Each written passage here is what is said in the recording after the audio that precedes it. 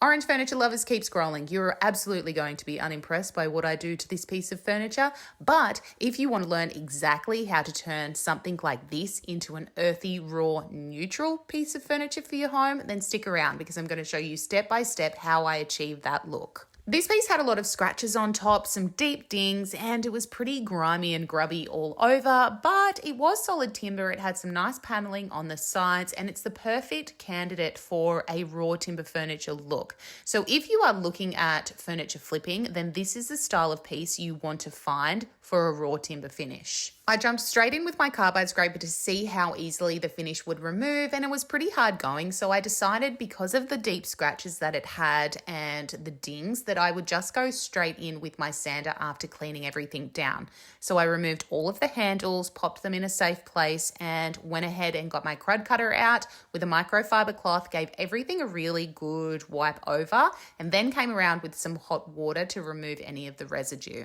If I had $1 for every time someone asked me why I clean down a piece of furniture before I get going, then I would be a very rich lady. But there's two main reasons. One being that you will go through so many sanding discs because they will get clogged up with anything that is left on the surface before you even start taking finish off. And two, any of that dirt, grease and grime, if you go straight in with your sander, will be driven further down into the timber and it will stop your finishes from adhering to the surface later on.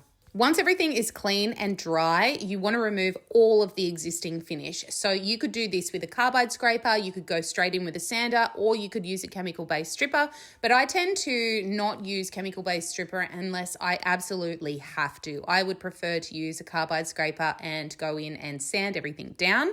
So here I'm using 80 grit sandpaper. However, I normally start with 120. It's just that this piece had a lot of scratches and dents that I wanted to get down. You do need to make sure that you come back up the grades of sandpaper though, so working up level to level. So you go from say 80 grit to 120, up to 150, and then up to 240.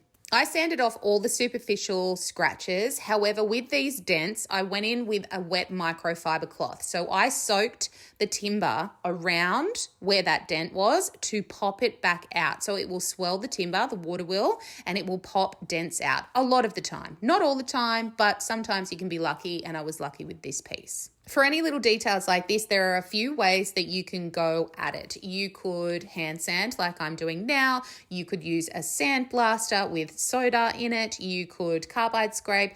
There are carbide scrapers that will follow different contours on pieces of furniture. So they go to different shapes. But if you don't have any fancy tools, hand sanding works really well. It's just that it's time consuming. Here I'm using my carbide scraper to remove the finish off the front of the drawers. Now inside that tool is a double-edged tungsten carbide blade, which is just a fancy name for a very sharp blade. And essentially it's taking off the very top layer of finish without actually scratching the timber that's underneath. You do need to apply a medium pressure with this, so you've got to have a little bit of force behind you, and you want to have a sharp blade, so you need to switch it out every, say, 2 to 3 pieces of furniture. Sanding is so easy when you have carbide scraped before, and because these drawer fronts didn't have as many scratches as what the top did, I just went in with 120 grit sandpaper. I went around that top edge that you can see now of the drawer, and I did all of the drawer sides as well, but I didn't actually sand inside the drawer.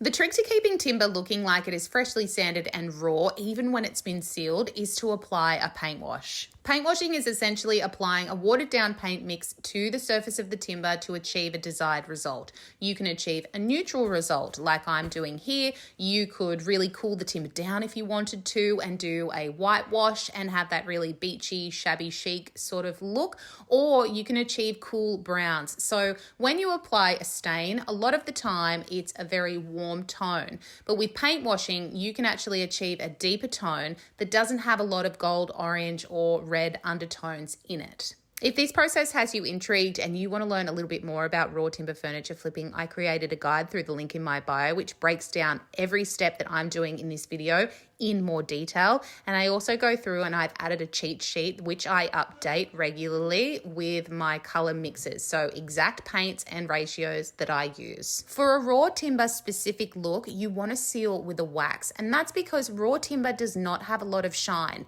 If you went ahead and put a polyurethane on this, yes, it would look super shiny and glossy, but you're losing that freshly sanded, soft look.